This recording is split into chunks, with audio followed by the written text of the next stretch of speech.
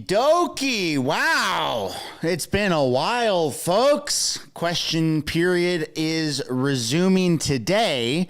They have just started statements by members. Justin Trudeau is scheduled to appear, as well as Pierre poilievre. So this is going to be very exciting. Grab your coffee. I sure have mine right here. Grab some popcorn, depending what time zone you're in. Make sure that all you very nice folks are smashing that like button and subscribing if you haven't yet already. And I hope that you've considered turning post notifications on by this point, because you don't want to miss a single update of what's going on. And without further ado, let's get into statements by members. For those born in the year of rat, tiger, horse, and rooster. Speaker, I want to wish everyone a happy, healthy, and prosperous Lunar New Year. 恭喜發財，新年快樂！恭喜發財。Money by the CEO.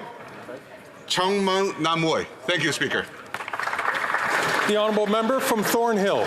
There are many kinds of silence. The silence of indifference, the silence of complicity, and the silence of cowardice. The government's refusal to take a clear position on South Africa's baseless case at the ICJ, their about-face on their once respectable UN voting record, and their abject failure to protect Jews in this country betrays all three of those vices. Calls for the extermination of Jews in Canada have been normalized by this morally bankrupt liberal brain trust. On Canadian values, Baby Shark is stuck in my head. Sorry, folks. Silence only to amplify the hate. Worse, he's this weekend's. I never thought I'd be doing question period streams while I'm humming Baby Shark and baby songs, but my bad. I do have a kid, so can be as damaging as the deliberately confusing positions of this Prime Minister. He has one group of MPs say one thing to one community, and he sends another group to say the exact opposite to another. I'll mute my mic next time. Calculated silence may be deafening, but everyone hears the shameful cynicism loud and clear,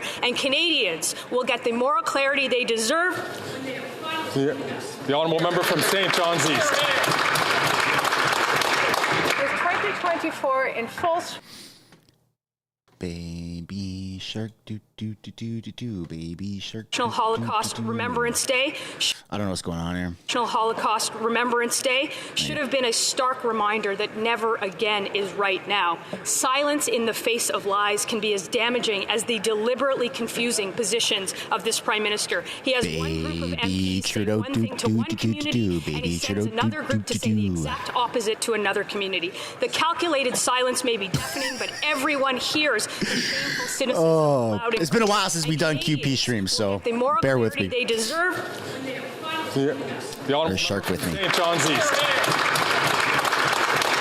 With 2024 in full swing, our team are tackling the issues Canadians are facing head on with affordable housing, the Canada Child Benefit, childcare, dental care, affordable home heating, green jobs, and more money back in their pockets. And for St. John's East, I'm focused on supporting residents. Mixed reactions in the chat from Baby Shark. That's all right. That's all right, folks. Unique needs are heard in Ottawa, and building more housing, supporting seniors and families, and more local jobs.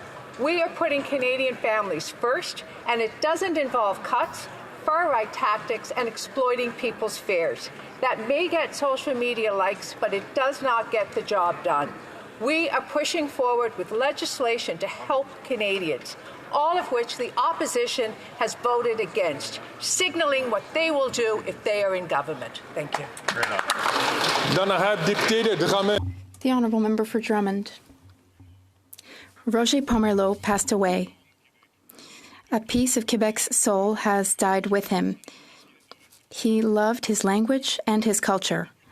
Roger Pomerleau was a Bloc Québécois Member of Parliament from 93 to 97. And then in Drummond in 2008, after Pauline Picard. In the Bloc and in the Parti Québécois, Roger is remembered. He was a former member, and we remember him. He was a man of great conviction, flawless integrity, and most of all, he was a man of action. Roger Pomerleau has gone on to join other great members of our family, Leclerc, Landry, Falardeau, other members who passed away and are painting the sky blue. Roger, we will keep our promise. Let's try and get to 200 likes, folks. All the work that you did for your cause. We're at 99 right now. Goodbye, Roger. The Honourable Member for Sherbrooke. Happy New Year. I'd like to wish all Sherbrookeers a Happy New Year. I wish you a year full of opportunities that you'll be able to take advantage of and full of caring and kindness to preserve our safe and healthy community. And I wish you wellness and health. I'd also like to take this opportunity to thank my entire team who, day after day, meet people's needs with skill and compassion and support me in every aspect of my work.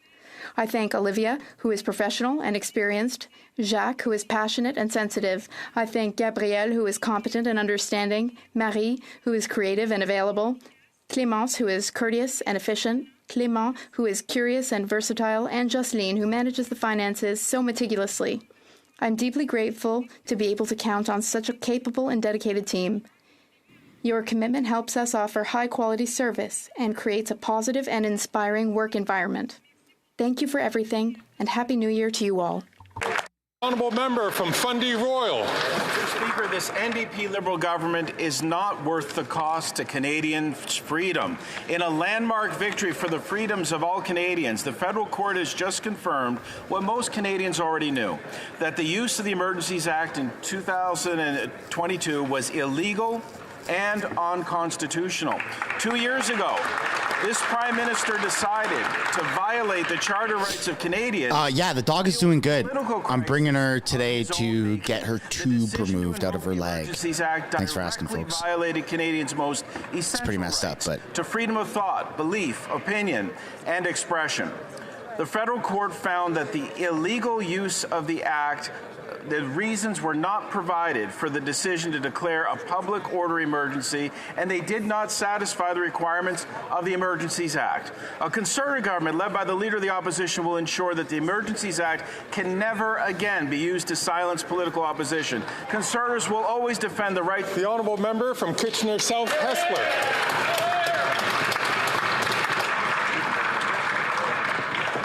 Mr. Speaker, on Monday, January 15th, the Waterloo region lost a great community leader with the passing of Wendy Campbell, the former CEO of the Waterloo Region Food Bank, a position she held for 15 years. Wendy stepped up and completely revamped the delivery of food. We're at 145 likes. Let's try and get that up to 200, folks. Which precluded volunteers and staff from sorting food donations. She packed a lifetime of service in her short 53 years, procuring over 40 million pounds of food for the Waterloo region and surrounding areas. Despite courageously battling cancer for 19 months, Wendy never lost the optimism which governed her life. My thoughts are with her husband, Craig, her parents, Robert and Barbara Oakes, and her children, Maddie and Ben, who lost their mother way too soon. She was truly inspirational and will be greatly missed by the entire community. May her memory be a blessing. The Honourable Member from Pierrefonds-Dollard. Monsieur le Président. Mr. Speaker, 7 years ago, a heinous act took the lives of 6 men. 19 others were wounded. This occurred at the Islamic Cultural Center in Quebec City. Bari, Khaled Belkacemi, Abdul Karim Hassan. Thanks for all the prayers and help with my dog, folks. My family and I just really appreciate it. Husbands, brothers, loved ones. They were targeted simply because of their faith, simply because they were Muslim. Unfortunately, Canada has seen also an alarming rise in discrimination as a result of the conflict in Gaza. People who are Muslim, Palestinians and Arabs, feel what's happening intensely. They're yelling on the inside, but asked to be patient and to endure. They're feeling their freedom of speech curtailed. Last year, our government appointed the first special representative on combating Islamophobia. She has done an excellent job in addressing the issues. Thank you, Mr. Speaker. Honourable Member from l'Honorable Député de Lévis-Lotbinière. The Honourable Member for Lévis-Lotbinière. Mr. Speaker, after 8 years of this Prime Minister, life for Canadian families has never been so hard. But for him and his Liberal friends, life has never been so good. Clearly, a Prime Minister who takes $84,000 worth of free holidays is not aware of the hardships faced by Canadians who are currently struggling to make ends meet. Mr. Speaker, Many Canadians can no longer afford to live or to dream. They've had to scale back or cancel their holiday plans altogether due to the Liberal policies that have driven up the cost of living. Once again, the Prime Minister has demonstrated that he is out of touch with Canadians and their reality. He's demonstrated that he thinks only of himself and he's not the right man for the job. And his cabinet is trying, as best as it can, to protect the Prime Minister's actions through various maneuvers. They're trying to distort the facts before the Ethics Commissioner's committee appearance. Canadians are not fools. They will remember this Prime Minister's actions and his lavish lifestyle. The honourable member from Aurora Oak Ridges, Richmond Hill. Thank you. As the month of January comes to an end, I want to take a moment to recognize Tamil Heritage Month. I had the pleasure of visiting the Hindu temple in my riding to celebrate Thai Pongal. I want to thank the president of the Senior Tamil Center, Pierre, for inviting me, and Henry Sue Supply for accompanying me. Keeping with the theme of Tamilicious Tamils and food, we celebrated Thai Pongal. We honor the vibrant and invaluable contributions Tamil Canadians have made to our country. We also recognize that Tamils face discrimination and persecution, and many came to Canada to escape this. Today, the National Day of Remembrance of the Quebec City Mosque attack and action against Islamophobia is a day that reminds us of this. Let's build a Canada where every individual, regardless of their background, feels that they belong. And let us all fight discrimination and hate to keep Canada the inclusive and welcoming nation we are proud to call home. Thank you. The honourable member from Lambton, Kent, Middlesex. Speaker, after 8 years of this NDP Liberal government, life in Canada has become unaffordable. It is unthinkable to continue the inflationary carbon tax scheme while millions of Canadians are relying on food banks and are forced to choose between heating and eating. This government surely understands that there is no way to produce food without using energy to dry grain or heat barns to bring food to our grocery stores. And the Prime Minister, well, he wants to quadruple the carbon tax from 14 cents a litre to 61 cents per litre.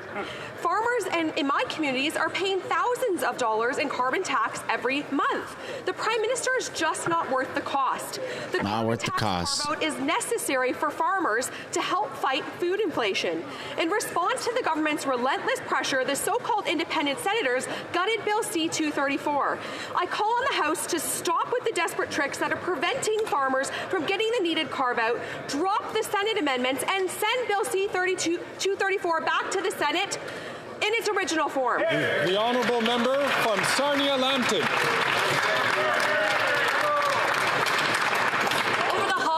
I heard how after 8 years of this NDP Liberal government, Canadians are struggling to pay their bills and keep a roof over their heads. They know that this Prime Minister is not worth the cost. Mr. Speaker, I and my Conservative colleagues and our leader are back to show Canadians that they have a simple choice in the next election.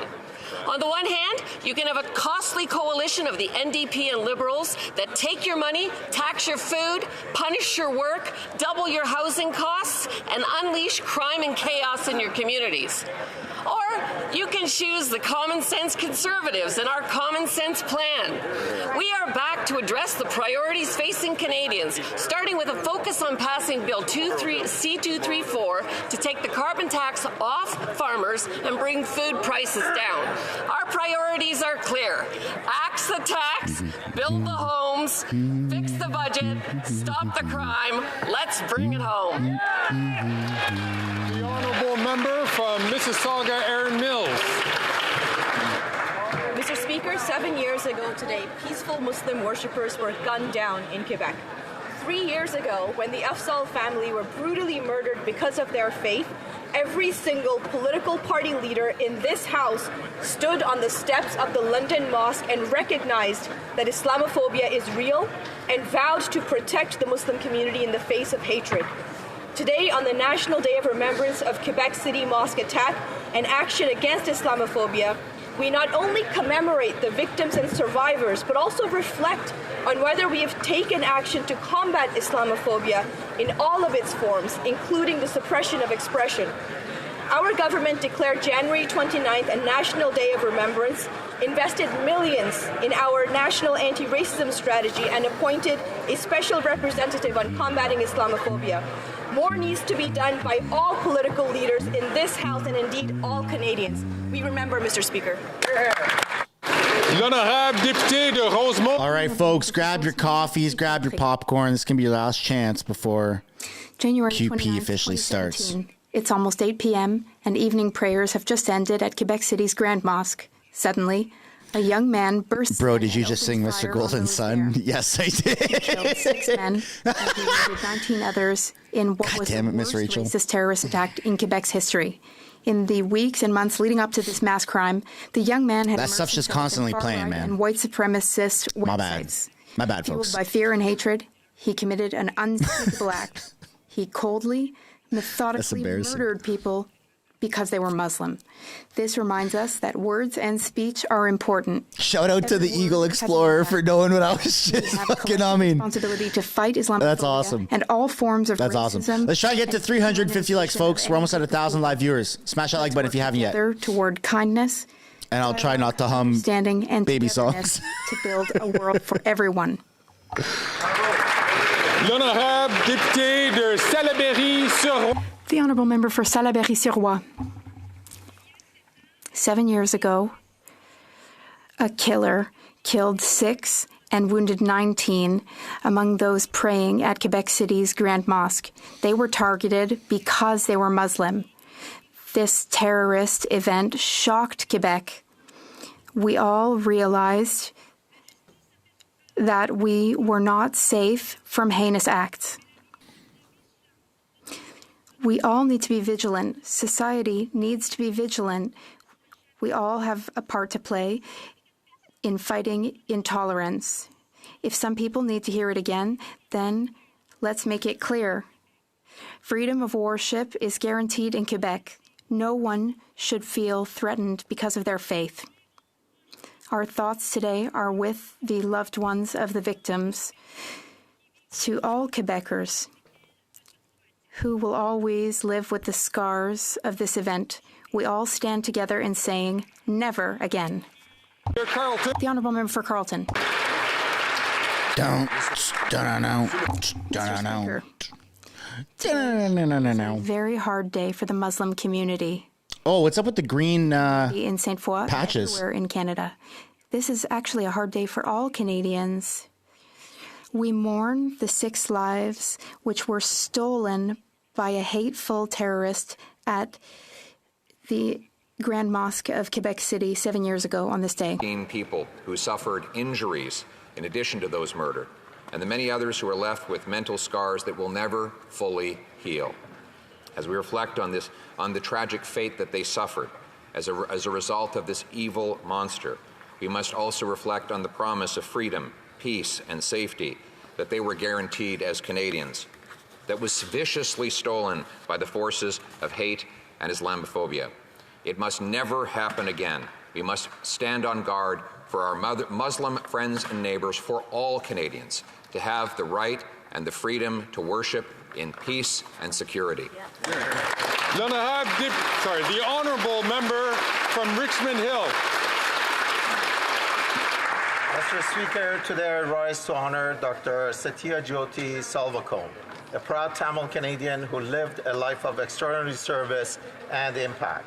Like countless Tamil Canadians, Satyajyoti and her family were forced to flee the Tamil genocide in Sri Lanka, having personally endured the horrors of communal violence in the 1958 anti-Tamil program.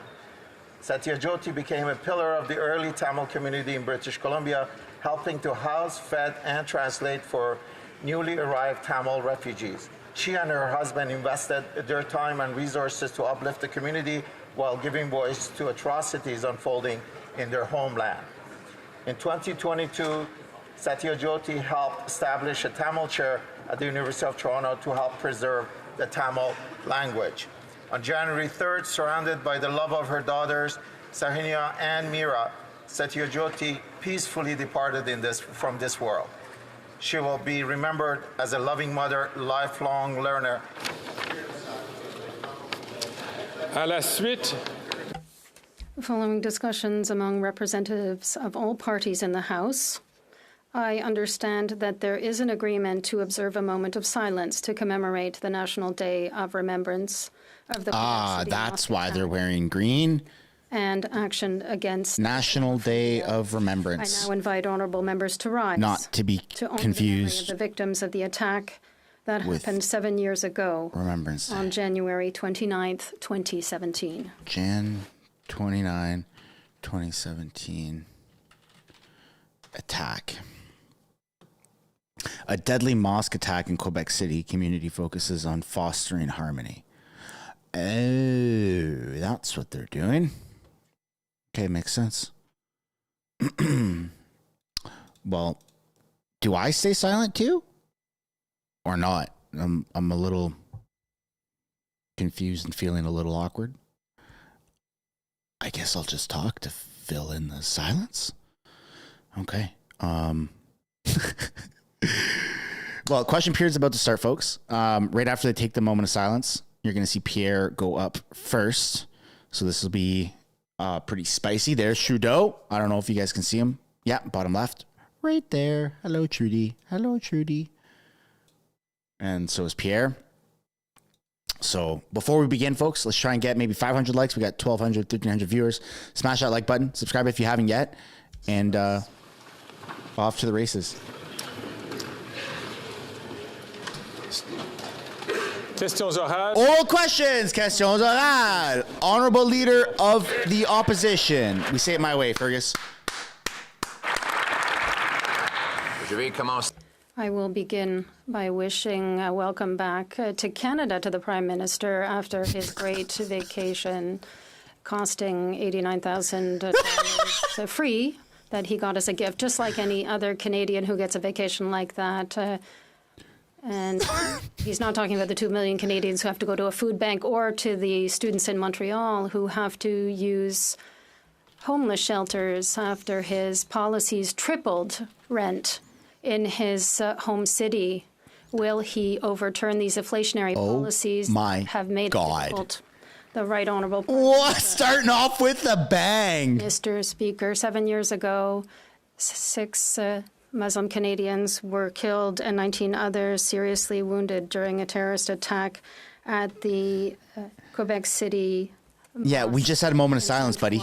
Because of their religious beliefs. We mourn the loss of these people who were murdered in cold blood, and we stand with those who have suffered from Islamophobia and hate. We just had a moment of silence for it. Over the course of the last months, Muslim Canadians have seen a concerning rise in hate speech and discrimination, and more than ever before, we need to stand together. The Honourable Leader of the Opposition. Mr. Speaker, 2 million Canadians have to go to a food bank. Students have to live in homeless shelters. In Quebec City, the cost of housing has doubled. In Montreal, it has tripled. Across Canada, the cost of housing has doubled since this Prime Minister promised to reduce the cost of housing. Will he finally overturn the policies that create bureaucracy and inflation to allow developers to ensure affordable housing for people who need it? The Right Honourable Prime Minister. Mr. Speaker, the Conservative leader is launching personal attacks to deviate the debate on housing. Mr. Speaker, he's getting personal. That people recognize the fact that the plan. Canadians know that it's not with slogans that housing will be built. He has tried in vain to delay the elimination of the GST on rental housing. He voted against the Housing Acceleration Fund, which allowed the construction, or will allow the construction of more than 500,000 housing units. There's a lot of progress being done, and we will continue to do that. The Honourable Leader of the Opposition.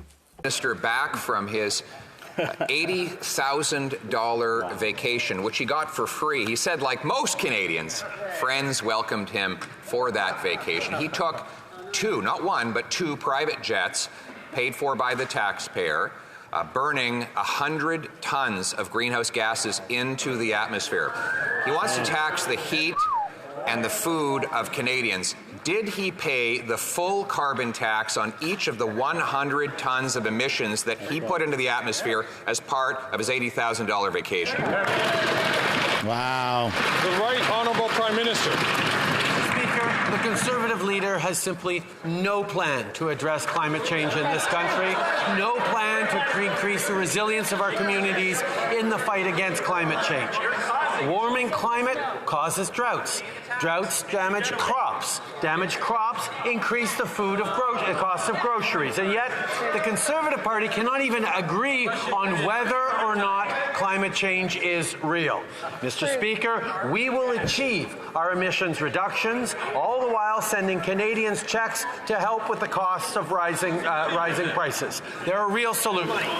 They're rising because of you, buddy. Well, he says that greenhouse gas emissions are driving up grocery prices. He put 100 tons of those emissions in the atmosphere for his personal vacation. This is high tax, high flying, high carbon hypocrisy. Meanwhile, Canadians in Edmonton were facing minus 50-degree temperatures on which they were paying carbon taxes just to heat their homes and stay alive. Given that he gives himself a free vacation at other people's expense, will he at least allow Canadians to heat their homes without his tax? Yeah. Right Honourable Prime Minister.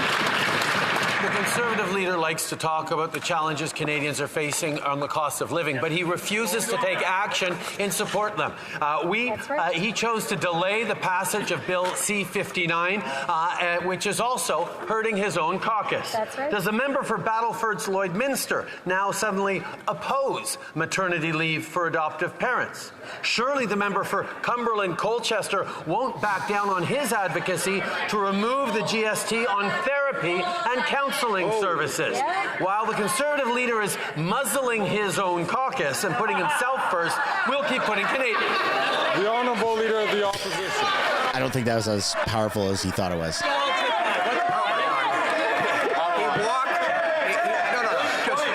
This one is just too easy. He walked into it. He had to muzzle a member from Newfoundland who called for an end to his leadership, joining another senator who did the same, because they understand that their constituents are literally starving and unable to heat their homes because the Prime Minister is quadrupling the carbon tax, doubling housing costs, and giving the worst inflation in 40 years. Why won't he listen to, instead of intimidating, his member for Newfoundland and put his leadership up to a review for... The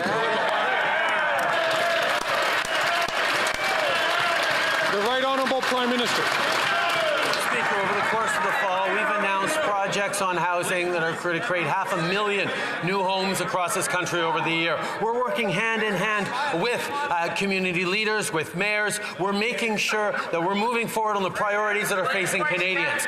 In terms of standing up for his caucus, the leader across the way will not even mention the fact that the person sitting 3 seats to his left dined with a far-right conservative German politician and wants to abolish the United Nations. Is abolishing the... He's still on that, eh? ...position of the Conservative Party of Canada. Oh, poor guy. The honourable member for Belleuil-Chambly. That backfired pretty hard there, Trudeau. It's going to be long, Mr. Speaker. This House passed a unanimous motion urging the government to consult Quebec and the provinces on immigration targets. Yet the government seems to be implementing policies suggested by Mackenzie, a Century Initiative, and even more, because if we continue at that rate, we'll go beyond 100 million by the end of the century. Is the government ignoring the unanimous vote of the House, or will it review its policies with Quebec and the provinces? The Right Honourable Prime Minister. Let's try and get to 600 likes, folks. Immigration is essential for Quebec and Canada. Need just over 100 people to smash that like button. To building new housing. They work in our healthcare system. They take part in economic growth of local businesses and more. We are meeting our economic needs. We're remaining true to our humanitarian commitments, and we're developing a stabilizing approach in immigration. Our immigration levels are based on our capacity to welcome and integrate newcomers, and we will continue the work in close collaboration with the provinces and territories, particularly Quebec, to ensure that the honourable member for Belleuil-Chambly. If there is stabilization at the current numbers, there will be beautiful decades to come. I think we're hearing the end of the last session, and we're starting a new session. And let's have a new state of mind. Quebec sent a letter, and I think it's quite reasonable. It sent a letter to the Government of Canada to ensure that the distribution of asylum seekers to make it fair for everyone across Canada and Quebec. Is the government looking at that to ensure Quebec's demographic weight is respected? The Right Honourable Prime Minister. We know that Quebec has always been extremely generous when it comes to asylum seekers. We saw that with Roxham Road, and we see it with the situation that is now present. We will continue to be there to support the Quebec system and communities that are welcoming newcomers with their generosity, knowing that everybody has to do their fair share. Yes, we intend to work with Quebec and the provinces to ensure a better distribution, but also to resolve the challenges that are caused by this increase in temporary residence applications and asylum seekers. The Honourable Member. Folks, we got double the viewership of CPAC right now. Let's keep it going. Let's get 1,000 likes. Edmonton had to declare a housing and homeless emergency while the Conservatives are laughing about homeless people and a housing crisis. Toronto also had to declare one as well. Again, you'll hear the Conservatives laughing because they have no concern for people who are struggling with housing or homeless. Jagmeet talks and the whole freaking room goes crazy. And they don't get it. The Prime Minister doesn't get it. The Liberal Minister for Edmonton doesn't get it. And the 24 Liberal MPs in Toronto don't get it. Why does this government wait until before acting? He's lost his damn mind.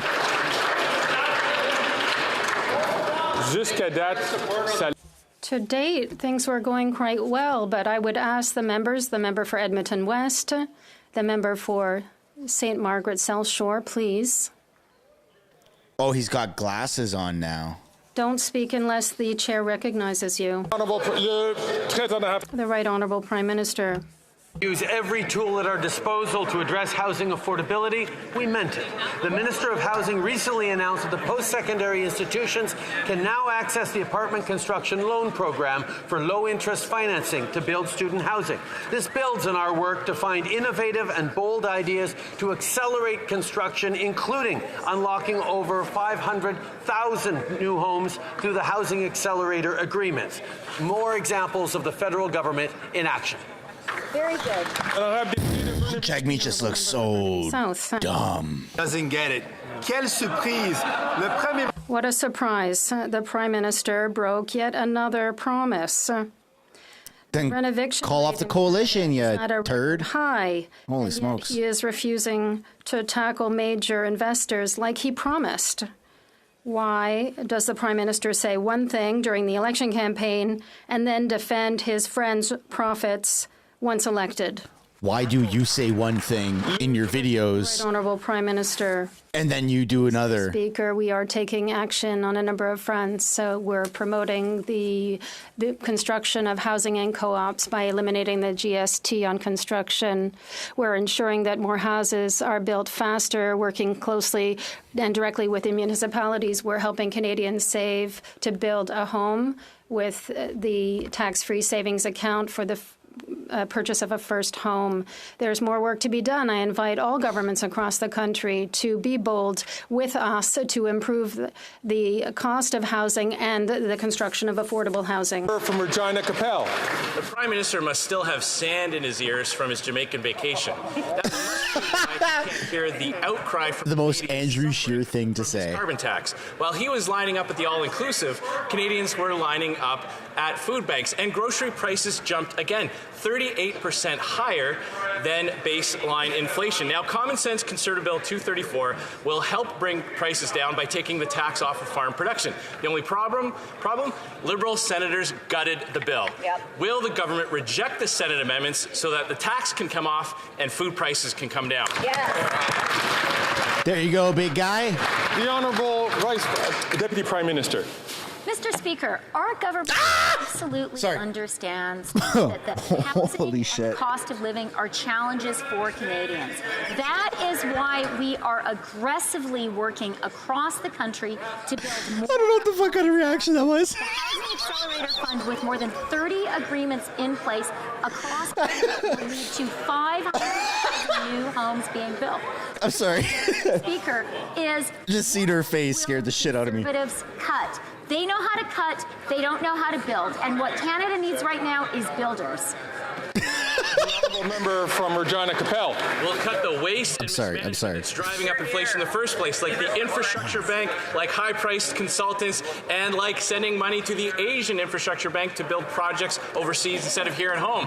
But the question was about the carbon tax and why the Prime Minister is so pathologically obsessed with it. He doesn't care that Canadians are going to food banks, or that mothers are watering down milk, or that seniors are skipping meals. He even sent one of his ministers to go bully Liberal senators into gutting the bill. So once again, will they reject the Senate amendments so that the tax can come off farmers and food prices can come down?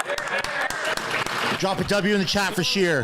Deputy Prime Minister. He's up against a witch. Mr. Speaker. Mr. Speaker. Talk about working families. Everyone knows those are crocodile tears. This is the party that has voted against early learning and child care, a revolutionary national program which is bringing down costs for hundreds of thousands of families across the country and allowing women to go to work. These Conservatives have voted against the Canada Child Benefit, a huge support for families across the country. And, Mr. Speaker, they're going to vote against dental care, too. Excellent. Let's get up to 1,000 likes, folks. Let's get more people in here. It's an opportunity to help families and help families struggling with high food costs. Bill C-234 is back in the House after Liberal-appointed senators delayed and gutted that bill. This is a common-sense Conservative bill that will give carbon tax carve-out to farmers and ensure that Canadians have access to affordable Canadian-grown food. But when the Prime Minister quadruples his carbon tax, farmers will pay $1 billion a year, driving up food costs even higher. So will the Liberals reject the Senate amendments, take the carbon tax off farmers, and lower food prices for Canadians? The Honourable Deputy Prime Minister and Minister of Finance. Let me tell you what is common sense for working families across our country. It is common sense to have a national system of early learning and childcare with fees reduced by 50% across the country and down to $10 a day in 7 provinces and territories.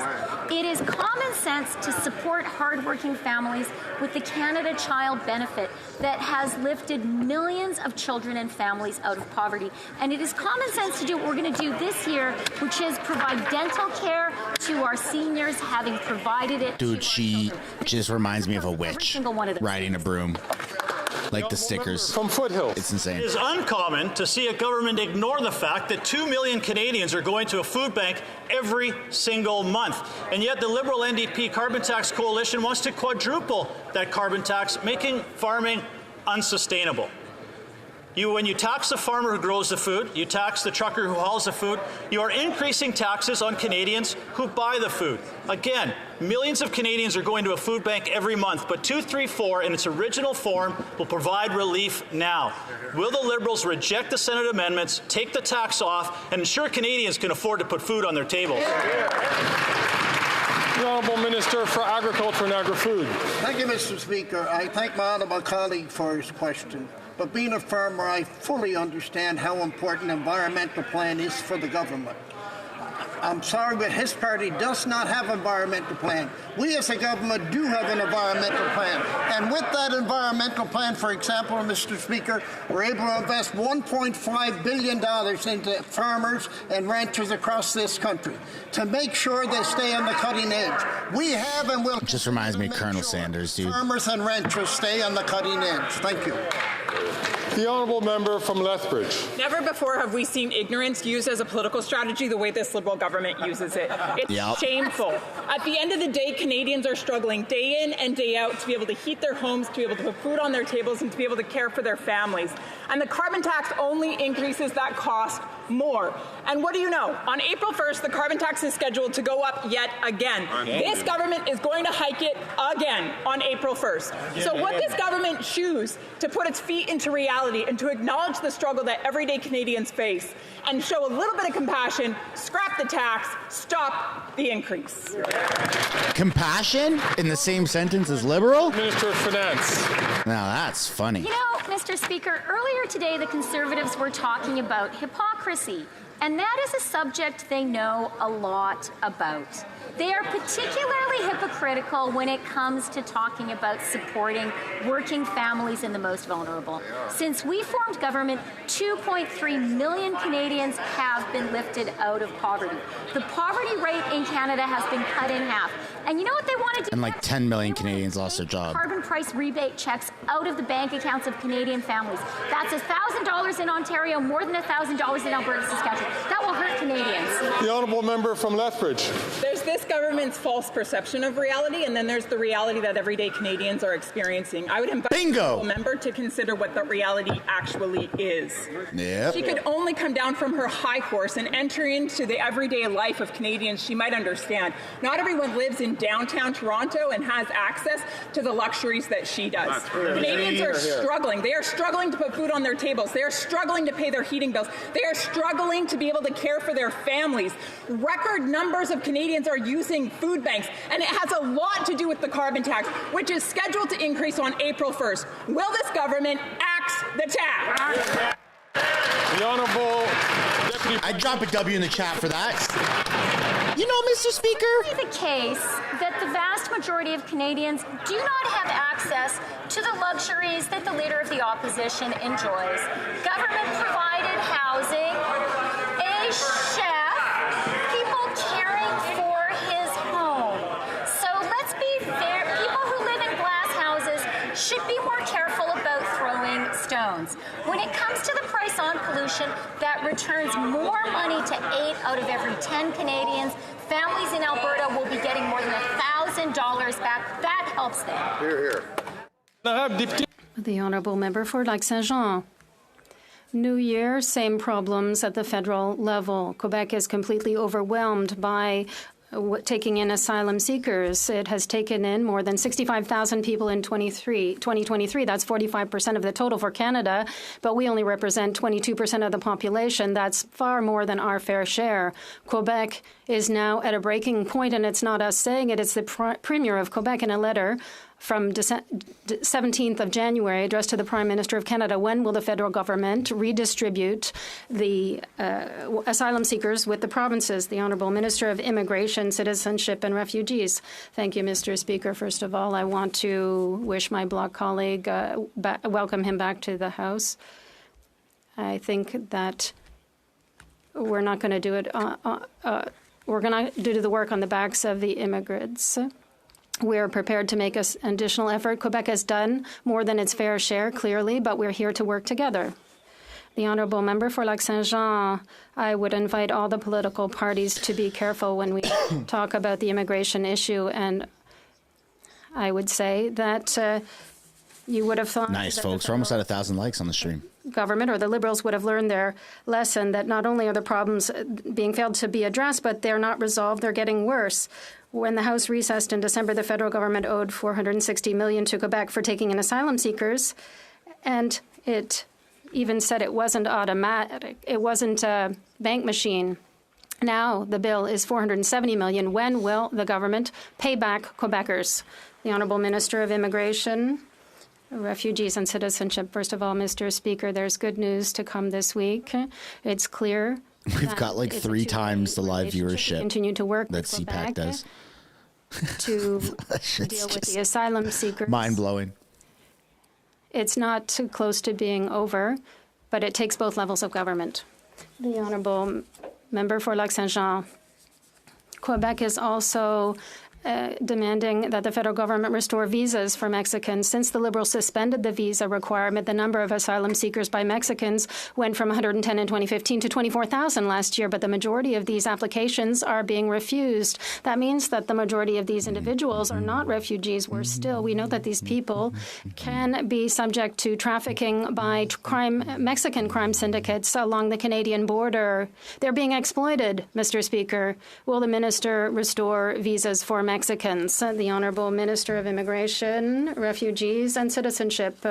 Mr. Speaker, we are dealing with historic levels. Hit the like button. It's not taxable. Clear, as I said publicly, that it's important to it's tax deductible. Take a stricter view. This is not something that the details are being discussed publicly. Thank you, everybody. So decisions will be made. I would call for patience, but we need to act. From Thornhill. Every time the Prime Minister... Oh, let's go, Melissa. ...vacation he didn't pay for, or Cabinet decides to have a meeting in a luxury hotel, more Canadians are without a home that's affordable, and even more are worried about losing it. After 8 years, they've doubled the cost of a home, the price of rent, and a down payment that you need to buy one. Interest payments on a mortgage are going up a staggering 30% this year. 8 years of Liberal NDP government's inflationary spending has made owning a home unattainable. So how can anyone trust the people that created the crisis to fix it? The Honourable Who's going to stand up? Infrastructure and Communities. Mr. Speaker, the opposition... the guy who lost 1 million people. The anxieties that people are experiencing that are very real when it comes to housing affordability in this country. However, when you actually look at the plan they're putting forward, it's clear they have no idea what they are talking about. Where we are reducing taxes for home builders, they want to put taxes back on. Where we are making investments to promote affordable housing, they plan on making cuts. In fact, they want to do away with the Housing Accelerator Fund, which has now created 30 agreements that's going to see 500,000... He is wearing shoulder pads, isn't he? We will build the homes. They will make the cuts. Canadians can make their choice. Hear, hear. The Honourable Member from Thornhill. Speaker, those are photo ops the minister is talking about. Home construction was actually down 7% last year. That's even worse than his nameless predecessor who was fired from the gig. You cannot live in a photo op. The videos won't bring warmth to the 300,000 people without homes. His tweets won't help the single mom who's trying to make her mortgage payment next month. And his press conferences will not help the thousands of young people trying to move out of their parents' basement. Why won't he stop subsidizing the bureaucracy who are blocking construction and focus on getting builders with shovels in the ground? That's right. The Honourable Minister for Housing, Infrastructure and Communities. What the Conservatives dismiss as photo ops are binding agreements with cities that have led to them to already change their rules to get more homes built. What they dismiss as press conferences included a new measure this morning that's going to extend low-cost loans to colleges and universities and builders to help those young people find a home and to free up supply in communities. And if they are concerned with housing stats as the appropriate metric, I would point out never once when the opposition leader was the housing minister did he get as many homes built as we did last year. Hey! The Honourable Member from Kelowna Lake Country. After 8 years of this NDP Liberal government, Canada's housing crisis keeps getting worse. Canada saw over 17,000 less housing starts in 2023 than in 2022. And the average asking rent in British Columbia is now $2,500 a month. Working class people are living in their cars in parking lots. And their own housing agency even said that there is no plan to build the number of houses that Canadians need here in this country. This Prime Minister is just not worth the cost. When will the Prime Minister have a plan to build houses, not bureaucracy? Let's go. We almost got 3,000 people watching live. Let's try and get, 1,200 or 1,500 likes. Plan to build houses. In fact, we have a plan to build houses in real communities. Let's take the Honourable Member's constituency as an example. She represents the good people of Kelowna. Not only have we put programs in place that supported affordable housing in her community, we have invested $31.5 million to change the way that homes get built permanently in Kelowna. This is going to add up to 20,000 new homes to the stock in the cities that she represents. And on both the plan to change the way the city builds homes and the specific project, she voted against the programs that fund them. I think we can rest our case, Mr. Speaker. I just can't take anything he says seriously. Minister Burnaby. Hate led to the murder of 6 worshippers at the Quebec City Mosque 7 years ago today. They were killed in cold blood because they were Muslim. The perpetrator of this Islamophobic terrorism. We've had a moment of silence. Continues to multiply. Other MPs have addressed this. There's other current things to talk about right now. This is just weird optics. 100 days in office. Years have passed and there is still no action. When are the Liberals finally going to crack down on online hate? When will they take action? They're trying, bro. They're trying to censor the internet. It's an Attorney General for Canada. They're literally trying as hard as they can. Opposite for that question and acknowledge that today is the 7th anniversary of a terrorist attack at the Quebec City Mosque. Jesus. To commemorate those victims and also to take action on Islamophobia. The point he's raising about Islamophobia and about all forms of hate is a very, very important one. We know that the radicalization of people that take violent and sometimes lethal acts in this country is fueled by what they learn online. That's why we are committed to addressing this matter in a comprehensive piece of legislation that will tackle this pernicious issue and will address and promote the safety of Canadians. The honourable member from Edmonton Strathcona. The same day that the ICJ ruled that there is a risk of genocide in Gaza, the Liberals paused funding to UNRWA, which is a lifeline for millions of innocent Palestinians. People will lose their lives. And unbelievably, that's war. The Conservative leader has accused 30,000 UNRWA humanitarian workers of being terrorists. He does not deserve to lead. We support an investigation into... I agree he doesn't deserve to lead. But defunding UNRWA is collective punishment and it is illegal. When will the Liberals stop abandoning Palestinians? Hear, hear. The Honourable Minister for International Development. My colleague for that important question. Oh, here comes the freaking robot, man. It's really disturbing, and we take them very seriously. We've communicated that to the head of UNRWA, Philippe Lazzarini.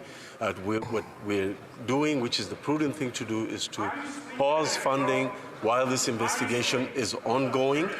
We will continue to be there for Palestinian civilians through working with like-minded partners. I will continue to do my job as I am paid because all I care about is the money and I show no enthusiasm in what I have to say. Much-needed supplies to the people of Gaza.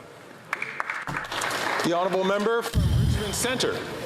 Mr. Speaker, through the Housing Accelerator Fund, our government is partnering with the City of Richmond with a tremendous investment on housing in our community, building over 1,000 new housing units, way more than what the Conservative government had done. While the Conservative leader continues to marginalize our municipal partners, our government is committed to working together with municipalities like Richmond to build more homes faster. Can the minister share with my community how we are working with our local municipality to build more homes faster in the City of Richmond? Thank you. Good question. The Honourable Minister for Housing, Infrastructure and Communities. Mr. Speaker, I want to thank my honourable colleague not just for his work to secure $35.9 million for the City of Richmond, but for the thousands of homes that will be built as a result of the changes that we are incentivizing. We are putting federal money on the table to permanently change the way that cities build homes, to create more density near the services, infrastructure, and post-secondary education institutions that people need to do well in their community. This program is creating thousands, hundreds of thousands of homes across the country, including in Richmond, and I once again want to thank my colleague and congratulate him on his important work. Oh my God, what a snooze fest. The honourable member for Lévis-Lobinière. Mr. Speaker, after 8 years of this government, in the Prime Minister's own writing, rent has gone from $760 a month to $2,249 a month. That's 3 times the costs. This Prime Minister just thinks about himself.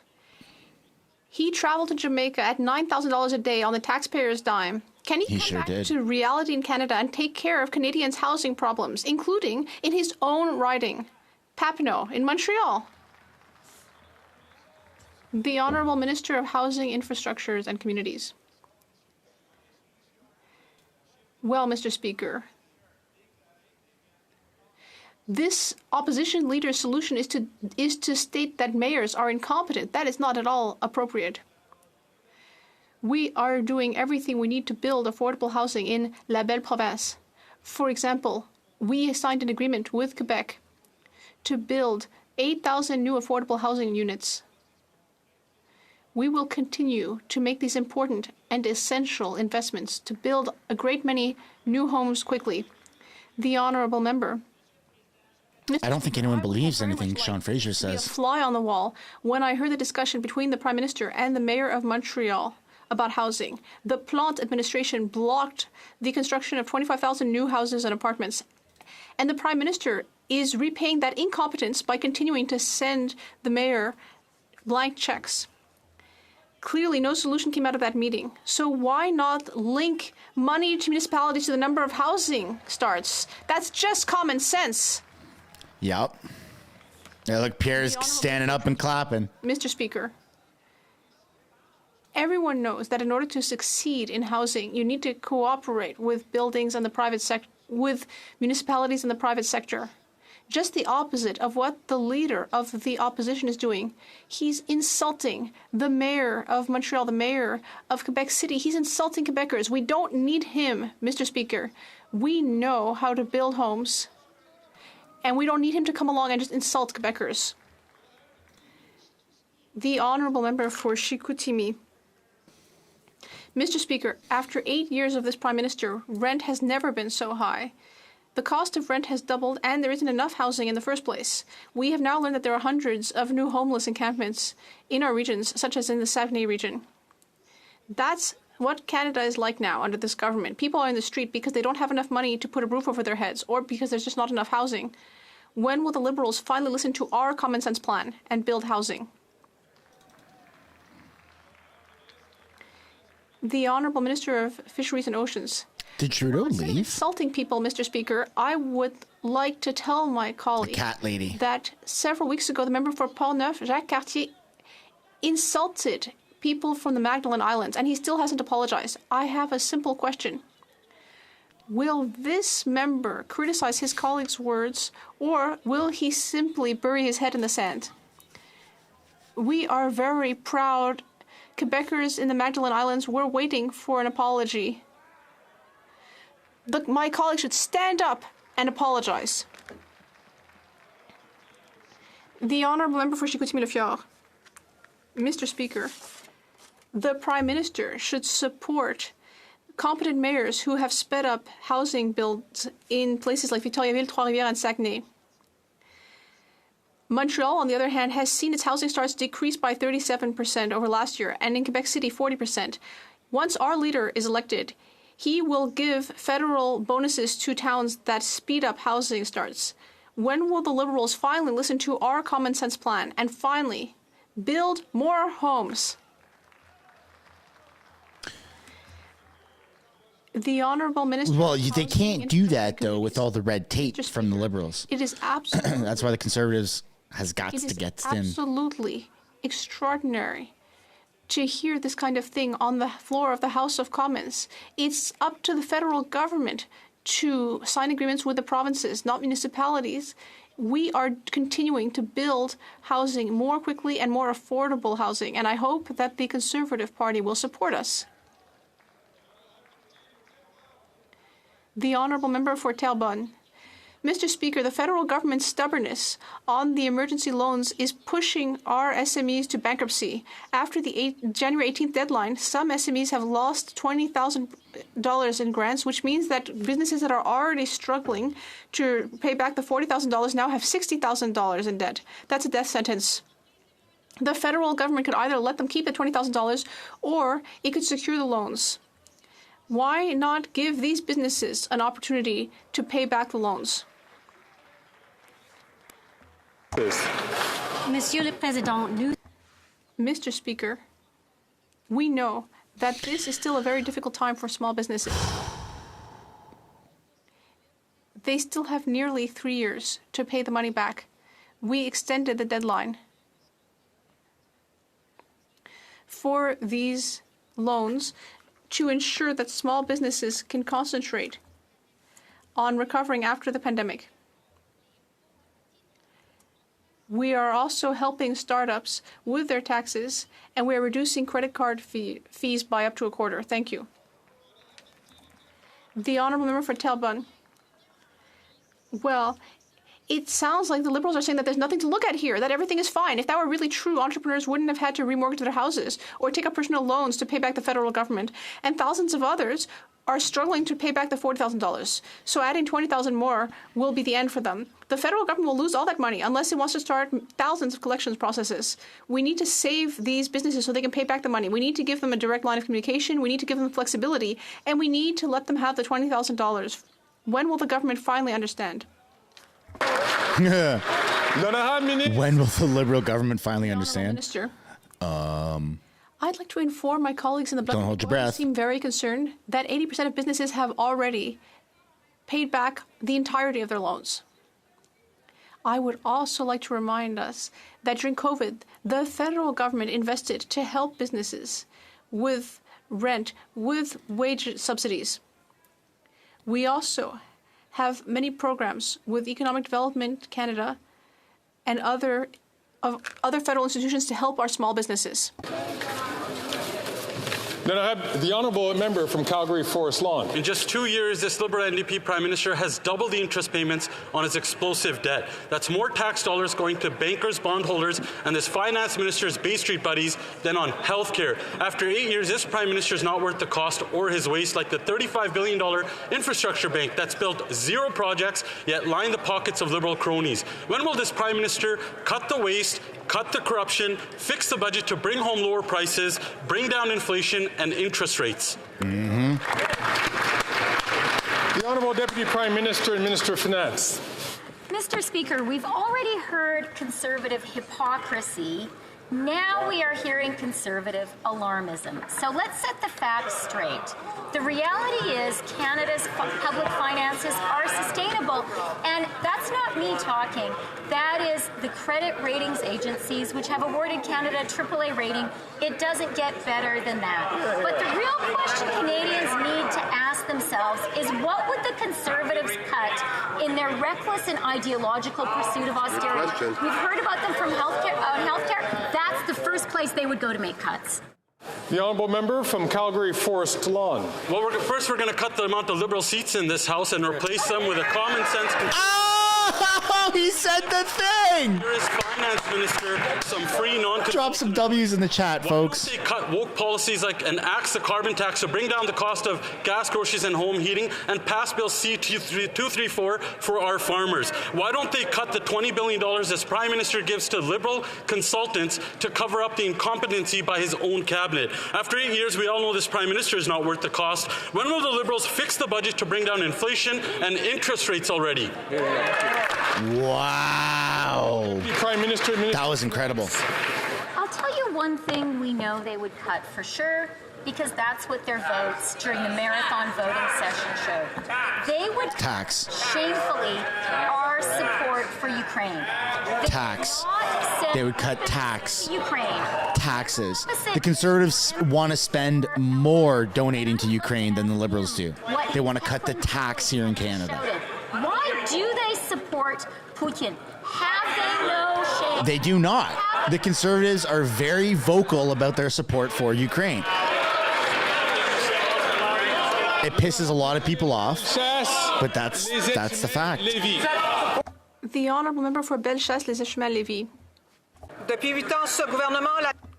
Mr. Speaker. Let's try and get to 1,500 likes. Everyone, smash that like button. Inflation I'm gonna grab a has coffee. reached a record level. The debt has doubled. The government has never budgeted a single budget, has never balanced a single budget. And it's completely supported by the Bloc Québécois. Now, we, the Conservatives, would balance the budget by getting rid of liberal waste, like, for example, the $54 million spent on ArriveCan. Will the Prime Minister admit that this is all his fault? And will he let common sense Conservatives take over? Before asking the Deputy Prime Minister to answer, I would just like to remind us that the Chair has already made a statement about associating any political party with a completely unacceptable regime. That is very important to maintain decorum and respect in this House, so that we don't associate any political party with unacceptable regimes. The Honourable Deputy Prime Minister and Minister of Finance.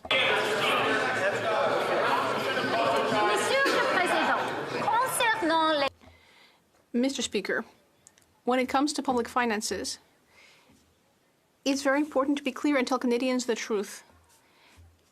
And for that reason, it's important to quote objective authorities like credit agencies, which continue to give Canada a AAA credit rating. My question for the Conservatives that all Canadians and Quebecers should ask: what will the Conservatives cut because of their austerity ideology? The Honourable Member for Châteauguay-Lacolle. Mr. Speaker, Canadians are working hard to buy a house, but we know that the Leader of the Opposition believes that slogans and attacks on municipal leaders will lead to more housing starts. Now, on this side of the House, we know that the federal government is responsible for leading the effort to make housing more affordable. Can the Deputy Prime Minister and Minister of Finance tell the House about how measures in the fall economic statement will enable us to build more housing more quickly? The Honourable Deputy Prime Minister. Mr. Speaker. I'd like to thank my colleague for the question. Mr. Speaker, our government knows that we need to build more homes more quickly. And that's why, in the economic update, we're investing $15 billion further dollars in the apartment building loans program, which will enable us to build 100,000 more homes in the years to come. We are also removing GST on new housing development projects. We will continue to work hard to build more housing more quickly. Grant. Speaker, after 8 years of this NDP, here we go, the Prime Minister is not worth the cost. He gave us 3 different versions of his Jamaican vacation. First, he claimed he was paying all the expenses for his family's stay. Secondly, he claimed he was staying at no cost at a location owned by a family friend. And then he claimed that he and his family stayed with friends. Now, all 3 different versions cannot be accurate at the same time. Which version did he tell the Ethics Commissioner? Here, here. The Honourable Government House Leader. Mr. Speaker, the Prime Minister and his family took... Why isn't Trudeau answering his own damn question? The Office of the Ethics Commissioner was consulted on the details to ensure the rules were followed. The Prime Minister and his family then proceeded with the trip, and all the rules were followed, Mr. Speaker. Good answer. Good answer, as per the lawyers. Good answer. Sherwood Park. I didn't hear that. Excuse me, Fort Saskatchewan. Forgive me. After 8 years, senior public servants have spoken out about lies and abusive process in the Arrive scam scandal. We've now learned that shortly after their critical whistleblowing testimony, these senior public servants were put on leave without pay. They were told they were under investigation less than 3 weeks after their testimony, and they were suspended before the investigation had even concluded. This NDP Liberal government is punishing public servants for their Arrive Can testimony. What are these Liberals trying to hide with this retaliation and intimidation of witnesses? Here, here. Why are you hiding? The Honourable Minister for Public Security. Mr. Speaker, on the contrary, senior officials of the Canadian Border Services Agency that are responsible for ensuring that all the appropriate contracting practices are followed have appeared before the committee, and my I guess they let anybody into Parliament these days, eh? If this guy's in there? CBSA was to the effect that we should share with the committee looking into this information obtained by the internal audit. Mr. Speaker, CBSA is doing its important work to ensure that everyone is responsible for following the rules. They've called in the police where necessary. They've done internal audits and will continue to do all of this to ensure taxpayers' value. The Honourable Member from Edmonton Mill-Woods. For 8 years, this Prime Minister, he's just not worth the chaos and crime. Mr. Speaker, Canadian businesses across the country are being extorted by international gangsters because of the NDP Liberal government's ideological soft-on-crime policies. Businesses and family homes are being shut. In Edmonton, since November, over a dozen houses under construction by different home builders have been burnt down. It was this government that made it easier for criminals to get bail and allowed for shorter jail terms by scrapping mandatory minimum sentences. Mr. Speaker, when will they start cracking down on serious crime? The The Honourable Minister for Justice and Attorney General for Canada. Speaker, I appreciate the question from the member opposite. And with respect to bail, what I would underscore is actually the unanimity with which this House spoke on amending the bail provisions so that we could keep communities safe. That was a sign of success in terms of what parliamentarians, when we cooperate on community safety, can achieve. What we continue to do is to keep crime and addressing crime as the topmost priority of our government. That means keeping communities safe. That means protecting victims. We will continue to do that with respect to various issues that are facing Canadians, including auto theft with the summit, which is coming up in a few short days. The Honourable Member from Vaughan Woodbridge. Speaker, this week marks Red Tape Awareness Week. I would like to thank all the small businesses in my riding that have continued to show entrepreneurship and work hard to foster economic development here in Canada. We know that many of these businesses face administrative challenges in day-to-day operations, and our government has been there every step of the way to listen and adapt regulations to better suit their needs. The Conservative Party claims to care for small businesses, but yet calls supports for business inflationary. Mr. Speaker, can the President of the Treasury Board please tell this House how our government is supporting small businesses to build a stronger economy for all Canadians? Thank you. The Honourable President of the Secretary of the Treasury Board. Mr. Speaker, I thank the honourable member for the question. Small businesses are the backbone of the Canadian economy, and we stood with small businesses during and after the pandemic, including in terms of reducing credit card transaction fees, establishing a program for small businesses in federal procurement, and assisting the tourism sector. Unlike the Conservatives, who have no plan to reduce red tape, we will continue to stand with small businesses with Bill S6. It's on second reading. We're bringing it back before the House, and we will create an efficient and effective economy for all small businesses. Thank you, Mr. The Honourable Member from Victoria. Mr. Speaker, Canadians are worried about the climate, and they expect their government to take action. People are struggling to pay for their... Are they, though? Yet oil and gas CEOs are polluting our planet while raking in record profits and bonuses. In some cases, they've upped their own salaries by 75%. For far too long, this Liberal government has been stacking the deck in favor of billionaires at the expense of Canadian workers and the environment. Will the Liberals rein in these obscene bonuses by making oil and gas CEOs pay what they owe? Hear, hear.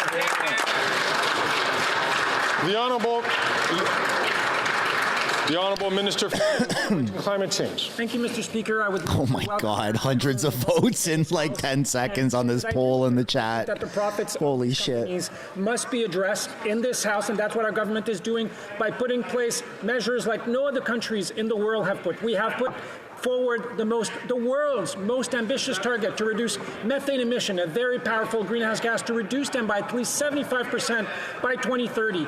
We've eliminated fossil fuel subsidies, the only country in the G20 to have done so, and we're also in the process of putting a cap on the emissions of the oil and gas sector. Thank you, Mr. Speaker. The Honourable Member from Saanich, Gulf Islands. Thanks, Mr. Speaker. We're on the theme of Liberal promises that keep being broken. Here's the question. I'm Team May this year. Sustainable Jobs Act. I'm pro Team May. I want to see her Coming up with the Sustainable do Jobs some crazy shit. till December 31st, 2025. Then it went to committee where all the Liberal MPs at present and all the NDP MPs present voted to extend that deadline to December 31st, 2040. Can the Honourable Minister tell us how this is going to be fixed? Can this be repaired? It so reminds me of Bismarck. Laws are like sausages, better not to watch. The Honourable Minister. Oh, man. Following months of I'm Team May. And obstructionist tactics, they proposed over 21,000 amendments to the Sustainable Job Act in an attempt to stop workers from getting a seat at the table. When it came to a vote on these amendments, the committee was chaotic. The Conservative members were actually shouting over top of each other. A handful of the thousands of Conservative amendments were passed by the committee in the chaos. I encourage the Green Party leader to review the 9 amendments that I have put on the notice paper that address and rectify this issue now. I wish to draw to the attention of members in the presence in the gallery of... No way, buddy. We're not doing no presents in the gallery. Are you kidding me? There's no way, dude. There's no. We did that last year. No. We don't know who's up there. That's it, folks. We're ending the stream here. We don't want to know who's up in the gallery. We don't want to see who's up in the gallery because we did not see that coming, folks. Thank you so much for tuning in for today's question period episode. I will be back the same time tomorrow. We ain't looking at the gallery. No, that's it, folks. Thanks, everybody. We almost got 1,500 likes. We got 1,400, almost 3,000 concurrent viewers. Smash that like button. Subscribe if you haven't yet already. Peace and love, everybody.